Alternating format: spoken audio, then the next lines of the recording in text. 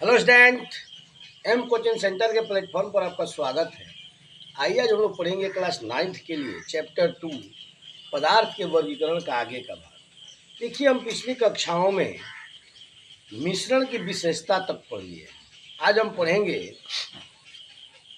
मिश्रण और यौगिक में क्या अंतर है। देखिए, इसको एकदम साधारण तरीका से हम समझ सकते हैं, बिल्कुल ही साधारण तरीका से। जैसे मान लीजिए हम इसके दो पार्ट करते हैं, इधर मिश्रण है और इधर यौगिक है। अगर मिश्रण में एक ले लेते हैं पानी प्लस चीनी का घोल, ठीक है। अब इधर ले लेते हैं यौगिक है NaCl यानी सोडियम क्लोराइड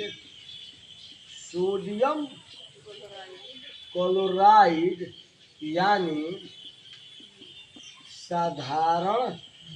क्यों जानते हैं? इसको हम रोज देखते हैं, इसके खाने में यूज करते हैं। इसको रोज भोजन में लेने से आयोडीन युक्त नमक को गलघोटू नाम का बीमारी नहीं होता, जिसको घेघा कहते हैं। यहाँ लटक जाता है, घेघा यहाँ लटक जाएगा, ठीक है। क्योंकि आप जब आयोडीन युक्त नमक नहीं खाएंगे तो आपका घेघा यहाँ का हो जाएगा, लटक जाएगा। पहले साधारण नमक लोग खाते थे, समुद्र से ऐसे ही पैक करके बोरा में आता था, एकदम लाल रंग के पीला रंग का रहता था, एकदम अशुद्ध था। नहीं, जब से कंपनियां सब बनी ना तो फ्री फ्लो करके आयोडीन उसमें बाहर से मिलाया जाता है। देखिए, नमक पहले से आयोडीन युक्त नहीं होता है, उसको कंपनी में ले जा करके फ्री फ्लो किया जाता है, उसमें से गंदगी सारा निकाला जाता है, कण निकाले जाते हैं, उसके बाद फिर उसको मिक्सचर में डाल के बढ़िया से महीन किया जाता है, फिर बाहर से उसमें आयोडीन मिलाया जाता है। उस आयोडीन युक्त नमक का फायदा है कि अगर गर्भवती स्त्री, एक जान जाइए, गर्भवती स्त्री अगर आयोडीन युक्त नमक लेती है ना तो उसको कभी अपंग बच्चा पैदा नहीं होगा, मंद बुद्धि वाला बच्चा कभी पैदा नहीं होगा, ठीक है। अपंग मतलब पोलियोग्रस्त बच्चा पैदा नहीं होगा। और संतुलित भोजन के अभाव में भी पोलियोग्रस्त बच्चा पैदा होता है। आज देखिए, आज के डेट में पोलियोग्रस्त बच्चा दिख रहा है। पहले लोग कहते थे कि सब भगवान का देन है, क्योंकि उस वक्त लोग शिक्षित है नहीं उतना, उनको हर चीज़ का ज्ञान था नहीं, तो बस भगवान के ऊपर छोड़ देते थे। आज आयोडीन युक्त नमक आप खाते हैं, सबके घर में देखिए टाटा नमक जाता है ना। अब वही आदमी ले जाता होगा जो मतलब कि अब शिक्षित नहीं है, उस चीज़ का महत्व नहीं समझता है, या फिर महाकंजूस के श्रेणी में है कि नहीं हम 30 वाला ना लेके 15 वाला लेंगे ना, तो उसमें भी ½ kg का टाटा नमक है। देखिए, बताते हैं, ये जो इतना बढ़िया आयोडीन युक्त नमक होता है कि गलघोटू नाम का बीमारी नहीं होता है, जिसको हम लोग घेंगा कहते हैं। बच्चा और गर्भवती स्त्री का अपंग पैदा नहीं होता है, मंद बुद्धि का नहीं होता है, ये सारी फायदा है इसका, ठीक है। तो दोनों चीज आप लोग देखते हैं, इसलिए दोनों चीज का उदाहरण लिया है। पानी और चीनी का घोल तो आप लोग देखबे करते हैं, चीनी, ठीक है, का घोल देखते हैं ना जी। ये शरबत बन जाता है ना। और यहाँ NaCl है, सोडियम क्लोराइड, रोज नमक आप यूज करते हैं। तो देखिए, यह जो है ना, अवयव दो अलग अलग है, पानी और चीनी, लेकिन दोनों अवयव शुद्ध है। लेकिन जब मिल जाता है तो अशुद्ध हो जाता है। तो मिश्रण क्या है? एक अशुद्ध पदार्थ है, पहला अंतर ये हो गया। यौगिक क्या है? एक शुद्ध पदार्थ है, ठीक है। क्योंकि यह किसी भी अनुपात में मिला देने से बनता है, लेकिन इसका अनुपात क्या होता है?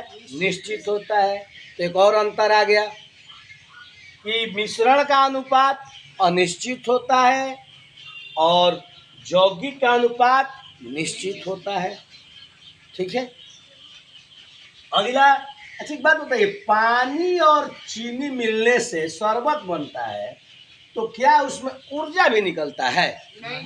कोई ऊर्जा नहीं निकलेगा। अब पानी या चीनी मिला के शरबत पी लिया, अच्छा तुम क्या कहते हो किसी को, पानी शरबत देते हैं, टेस्ट करो तो तनी मीठा हुआ है, कम मीठा है जी, और चीनी डाल दो ना जी, फिर मिलाओ, तैलो तो देखो तो अरे तो ज़्यादा मीठा हो गया जी, कहीं और पानी डाल दो ना। तो पानी चीनी डालते डालते तुम घोल तैयार कर ले। अब किस, आपसे कोई पूछेगी किस अनुपात में पानी है और किस अनुपात में चीनी है, तो आपको पता है, अब तो अंदाजे पे डाल रहे हैं ना जी। लेकिन यहाँ पता है कि सोडियम कितना है और क्लोरीन कितना है। तो यह एक अशुद्ध पदार्थ है और यह एक शुद्ध पदार्थ है। यहाँ जो है अनुपात अनिश्चित है, यहाँ जो अनुपात निश्चित है। ठीक है, यहाँ ऊर्जा नहीं निकलता है, लेकिन यौगिक के बनने में ऊर्जा निकलता है। क्योंकि देखिए क्योंकि यह एक रासायनिक परिवर्तन है और मिश्रण का बनना एक भौतिक परिवर्तन है। अब देखिए और अंतर आ गया, ये रासायनिक परिवर्तन है और यह एक भौतिक परिवर्तन है। तो यहाँ से एक और अंतर आप निकाल सकते हैं कि इसके गुण प्रारंभिक पदार्थों के गुणों से बिल्कुल क्या होते हैं, भिन्न होते हैं। क्योंकि हम बताए हैं रासायनिक परिवर्तन में कि जब रासायनिक परिवर्तन हो जाता है ना, तो अपना गुण क्या कर देता है, खो देता है प्रारंभिक गुण। अब जैसे पुआल कभी जलाए हैं, अब पुआल जलाए हैं तो बताइए पुआल पहले कैसा होता है और जलने के बाद कैसा हो जाता है, राख बन जाता है। अब उस राख में हम कहेंगे हमको पुआले वाला चीज ढूंढ के दिखाओ, तो मिलेगा नहीं ना मिलेगा। तो यौगिक के बनने में रासायनिक अभिक्रिया होती है और इसके गुण जो हैं प्रारंभिक पदार्थों के गुणों से क्या होता है, भिन्न होता है। लेकिन ये मिश्रण जो है एक भौतिक प्रक्रिया है और इसके गुण प्रारंभिक पदार्थों के गुणों वाला क्या रहता है, उसमें उपस्थित रहते हैं, विद्यमान रहते हैं। क्योंकि पानी और चीनी है, इसको गैस पे रख दो तो पनिया वाष्प बन के उड़ जाएगा, चीनिया का हो जाएगा, प्राप्त हो जाएगा, नहीं हो जाएगा, कोई दिक्कत। अब देखिए हम लोग इसमें तो बहुत सारा अंतर है, 10-10 अंतर पढ़ने, 5-6 अंतर आपके लिए क्या है, काफ़ी है। ठीक है ना। देखिए अब इसके क्वथनांक और द्रव्यणांक अनिश्चित होते हैं, क्योंकि कि कब क्या होगा पता है। जब अनुपातें नहीं पता है तो इसका क्वथनांक कितना होगा, द्रव्यणांक कितना होगा, कुछ पता नहीं होता है। लेकिन इसका क्वथनांक और द्रव्यणांक निश्चित है, पता है कि सोडियम क्लोराइड कितने क्वथनांक और द्रव्यणांक क्या होगा, बढ़िया होगा। एक बात जान लो, देखिए आप लोग देखे हो नमक है ना, इसको खुला वातावरण में थोड़ा सा रख दीजिए, देखिएगा कुछ देर के बाद ना नमक का अगल बगल पानी जैसा होने लगता है, देखिएगा। लेकिन उसमें कीड़ा नहीं लगेगा, क्योंकि ये खुद एक कीड़ा मारने वाला क्या है, एक तरह से उपकरण है ना जी, कोई दिक्कत। तो इतना अंतर समझ में आ गया ना, लिखा जाएगा मिश्रण और यौगिक में। अभी और अंतर है इसमें, आप कह सकते हैं कि इसमें एक ही प्रकार के अणु पाए जाते हैं और इसमें विभिन्न प्रकार के अणु पाए जाते हैं, क्योंकि यह अशुद्ध है ना जी, ठीक है, यह यौगिक है, ठीक है, ये भी अंतर हो गया। इसके घनत्व तो थोड़ा उच्च होंगे और इसके घनत्व तो थोड़ा क्या होंगे, निम्न होंगे, ये भी एक अंतर हो गया। ठीक है, नोट किए बोले, हो गया ना जी। एक और अंतर देखिए आप लोग को बताए हैं कि मिश्रण जो है समांग और विषमांग दोनों होता है, पता है ना। और यौगिक जो है केवल क्या होता है, समांग होता है। ठीक है, इसको भी लिख लीजिएगा। अब आइए हम लोग चलते हैं। अच्छा, कुछ मिश्रण के उदाहरण आप लोग को बताए हैं ना जी। जैसे मान लीजिए स्याही है, स्याही, तो स्याही में क्या होता है, पानी होता है, कुछ रंग होता है, उसमें रंग होता है ना जी, कलर करके तो उसको बनाया जाता है स्याही को, है। मान लीजिए तांबा है, तो तांबा क्या है, तांबा सॉरी पीतल है, पीतल एक मिश्रण है ना, किस चीज़ का है, तांबा का और जस्ता का, मिला दीजिए बन गया पीतल।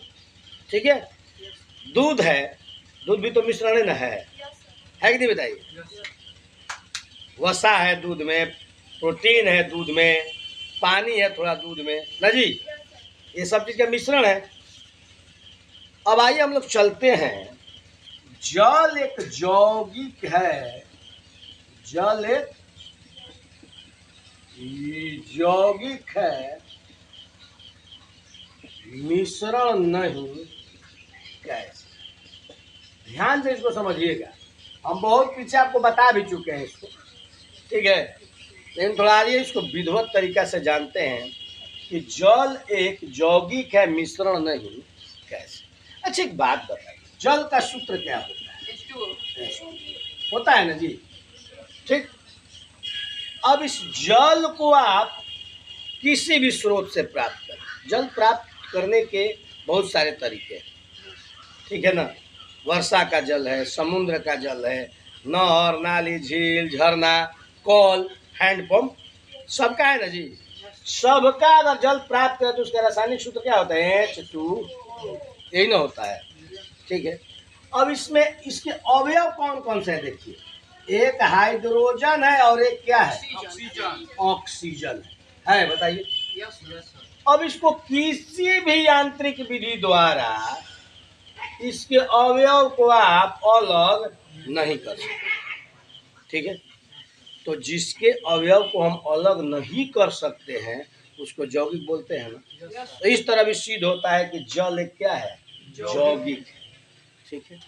यहाँ तक बंद कीजिए। दूसरा, हाइड्रोजन का 1 और ऑक्सीजन का 8 अनुपात होता है कि नहीं बताइए। ये अनुपात हमेशा निश्चित होता है, ठीक है। तो जिसका अनुपात निश्चित हो उसको क्या बोलते हैं? अतः जल एक क्या है? कोई दिक्कत बोलिए? नहीं है दिक्कत। अब देखिए, हाइड्रोजन और ऑक्सीजन को एक साथ जलाने पर क्या बन जाता है? जल। अब इस जल में जो प्रारंभिक दौर में इसका लगा हुआ है हाइड्रोजन और ऑक्सीजन, उसको ढूंढिए, वो मिलता है क्या? नहीं मिलता है। तो इस कारण से भी जल क्या है? क्यों समझिए, क्योंकि जो प्रारंभिक इसमें हाइड्रोजन और ऑक्सीजन लगे तो उसको जला दिए तो जल बन गया। जो बना इसका गुण जो है ना, प्रारंभिक पदार्थों के गुणों से बिल्कुल क्या है? भिन्न है। अतः जल क्या है? कोई दिक्कत। तो अब देख सकते हैं 3 तरह से हमने आपको बताया। इसको किसी भी विधि से अलग कीजिए, अलग होगा नहीं। चाहे छनना से कीजिए, चाहे जला के कीजिए, चाहे उसको वाष्प बना दीजिए, उस संगे संग उड़ेगा तो संगे संग उड़ जाएगा। बर्तन में कुछ बचेगा क्या? ऐसा नहीं ना कि हम जलाए हाइड्रोजन उड़ गया और उसमें ऑक्सीजन बच गया है, ऐसा कुछ नहीं। अतः इन सभी कारणों से सिद्ध होता है कि जल क्या है? यौगिक है, मिश्रण। जल एक शुद्ध पदार्थ भी है ना। मिश्रण क्या होता है? शुद्ध पदार्थ होता है। इस तरह भी सिद्ध होता है कि जल क्या है? यौगिक है, मिश्रण। कोई दिक्कत। अब आइए हम समझते हैं कि मिश्रण के अवयवों को हम कैसे अलग करेंगे। देखिए, ऐसे तो आप में 14-15 हम बता सकते हैं, लेकिन आप 6-7 जान जाइए बहुत आसान तरीका से, इतना काफ़ी है। अब मान लीजिए आप खुद घर में भी देखे हैं जी कि मिश्रण के अवयव को कैसे हम अलग करेंगे। चलिए आपको साधारण उदाहरण से हम क्या करते हैं आपको बताते हैं। चलिए मेरे साथ, आपका घर बन रहा है और उसमें बालू आ गया है। क्या आ गया है? बालू। करना है घर का पलस्तरा। क्या करना है? घर का पलस्तरा करना है। तो उस बालू के साथ क्या हो गया? कंकड़, इतना बड़ा बड़ा छोटा छोटा कंकड़ पत्थर उसमें मिला हुआ है, तो उससे पलस्तरा तो होगा नहीं। तो मिस्त्री क्या कहता है? थोड़ा इसको चाल दो भाई ना। तो देखिए, चालना विधि द्वारा भी चालना विधि द्वारा भी हम मिश्रण को अलग कर सकते हैं। कोई दिक्कत? घर में चल जाओ, माँ क्या कहती है कि देखो तनी रोटियां बनाना ना, आटावा चालिए के बनाना ना जी। क्यों? उसमें चोकर जो है क्या हो जाएगा? अलग। नहीं ध्यान दे रहे, सुनो ए बच्ची, नहीं ध्यान दे रहे। इतना आसान तरीके से कोई नहीं बताएगा तुमको। जाके देखना, तो स्कूल में है ना कुल बीपीएससी टीचर, तो ये टीचर तो वो टीचर, इतना मेहनत करते हैं। नाम वो स्टम्प लग गया था बीपीएससी, या पब्लिक सर्विस कमीशन, बस और कुछ नहीं है। सब खोखला है अंदर से। अब कैसे बना टीचर वो खुद जानता है। थोड़ा समझा करो। देखो, जिस दिन पढ़ने का इच्छा ना करने उस दिन आओ नहीं, क्लियर बात है। घर की हो ना जी, आया कर अगला दिन 6 बाती पिटा जाओ। लेकिन आओ तो पूर्ण रूप से पढ़ने आओ। अब ये नहीं कि तुम आ गए हो, तोरा दिमाग अभी डेटमे पे है, उधर गाँव वहीं के मोड़े पे है, तो घबरा जाएगा।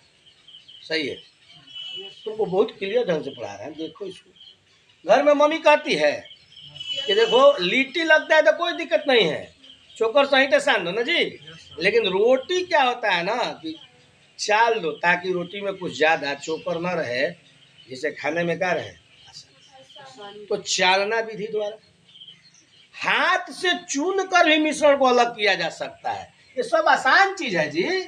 हाथ से चून कर, घर पे चलो अपने, चल गए, अब मम्मी को देखो ना, सूप में चाहे छिपा में चावल लेके बैठी है और उसमें से कंकड़ निकाल रही है, चून चून के निकाल रही है। बोलो, तो भी तो कंकड़ और चावल का मिश्रण है। मम्मी हाथ से चुन कर उसको क्या कर रही है, अलग कर रही है। सही बात है, बोलो। अब तनी चलो खरिहान में, खरिहान में चल दिए तो देखना गार्जियन, थिराना विधि से या फिर ओसाना विधि से भी अलग करता है मिश्रण को, ओसाई। अब देखो कैसे थिराना और ओसाई समझ लो। देखना जब नीचे से उठता है ना धान, तो उसके साथ मिट्टी उट्टी का कण खूब उठ जाता है, उठ जाता है।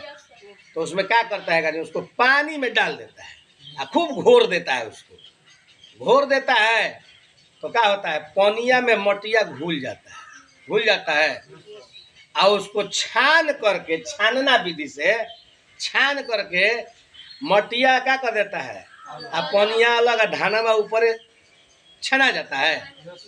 तो छानना विधि से भी आप मिश्रण को अलग कर सकते हैं। अब देख लो ओसाई, थिराना क्या है, थिराना विधि से मान लो पानी और माटी का मिश्रण हो गया है, घर पे करके देख लेना, पूरे घर पे हो जाएगा। मट्टी और पानी दोनों मिल गया है, मिल गया है ना, और उसको एक में घोल बना कर तुम क्या करो ना, घोल के रख दो कहीं खिड़की उड़की पर 2 दिन के लिए। देखना एक एक मिट्टी का कण नीचे पेंदी में बैठ जाएगा, एकदम पनिया शुद्ध ऊपर हो जाएगा। कभी देखे हो ऐसा करके, बोतलों में हो जाएगा, करके देखिए मिट्टी पानी का। हाँ, सबको देखना चाहिए, करना चाहिए प्रयोग। मिश्रण के अवयव को तो आप अपने स्तर से आसानी से इसको लिख सकते हैं। देखिए कोई को मिल गया, 5 को तो मिल गया आपको यहीं। और देखे हैं भूसा और अन्न के कण रहता है, आदमी ऐसे ऐसे करके ओसाई विधि से क्या कर देता है, दोनों को अलग कर देता है, नहीं कर देता है। चुंबकीय पृथक्करण विधि द्वारा आप अलग कर सकते हैं किसी पदार्थ को। मान लीजिए बालू में खूब कांटी या लोहा के कण फेंटा गया है, तब बलुया ऐसे सीधा करके उस पर चुंबक ऐसे दौड़ाइए, जितना उसमें लोहा वाला पदार्थ होगा सब चुंबकों में क्या हो जाएगा, बलुया बच जाएगा, नहीं बच जाएगा। या गंधक और लोहा के चूर्ण को देख लीजिए, गंधक में लोहा का चूर्ण मिल गया है, उसमें एक बार चुंबक ऐसे घुमाइए, सारा चुंबकीय पदार्थ सट जाएगा, गंधक का हो जाएगा। उधरोपातन विधि से आप मिश्रण को अलग कर सकते हैं। अब कैसे, बालू में आयोडीन मिल गया है, बालू में आयोडीन क्या हो गया है, मिल गया है, और उसको आप गर्म कर दीजिए, उधरोपातन क्या होगा, मैं आयोडीन में सीधे बात बन के जाके किसी प्रश्नली में जम जाएगा, बलुया बच जाएगा। तो उधरोपातन विधि से भी आप अवयव को अलग कर सकते हैं। तो इतना सारा विधि क्या है, काफी है आपको जाने ना जी। हाथ से चुनकर, चालन विधि द्वारा, थिराना विधि द्वारा, छानना विधि द्वारा, है उधरोपातन विधि द्वारा, और उसके बाद वाष्पन विधि द्वारा भी आप अवयव को अलग कर सकते हैं। मान लिया चीनी पानी मिल गया है ना जी, तो वाष्प बना दीजिए, रख दीजिए गैस पर, पानी वाष्प बन के उड़ गया, चीनी नहीं हो जाएगा। इतना काफी है, तो इसको नोट कीजिए कि प्रश्न बनाइए, मिश्रण के अवयवों को अलग करने की 7 विधियां बताएं। चलिए इतना काफी है।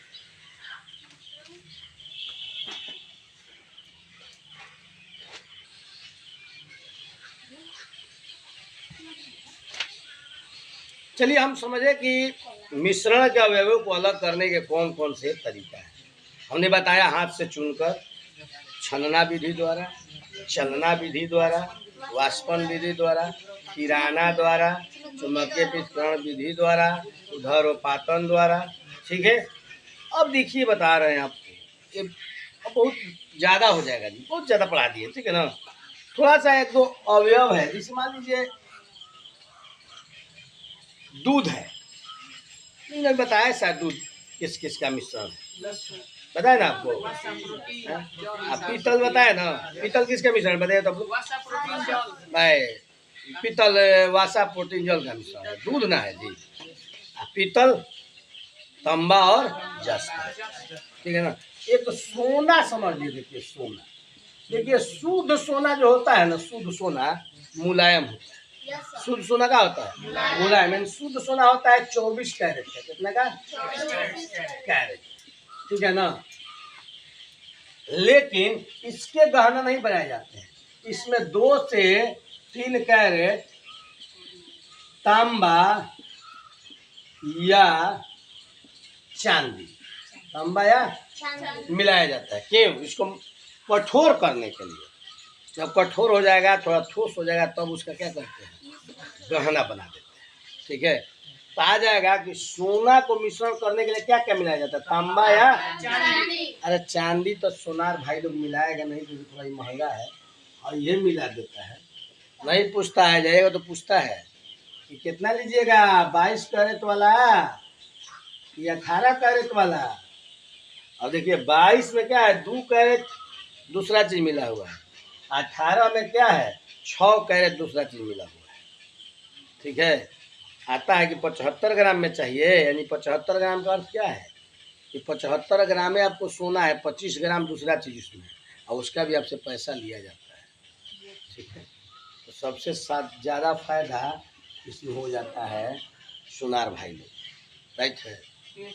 तो सोने की शुद्धता देखिए कैरेट में होता है, सोने की शुद्धता जो है ना होलोग्राम में मापा जाता है, जाइएगा ना वहाँ तब देखिए होलोग्राम उस पर रहता है, शुद्ध सोना का पहचान चीज, ठीक है, होलोग्राम दिखाएगा ना, आपको सूक्ष्मदर्शी से दिखा रहेगा, चाहे जिसका आँख तेज है वो खुद दिख लेता है, उस पर लिखा रहता है कितना ये ग्राम शुद्ध है, ठीक है।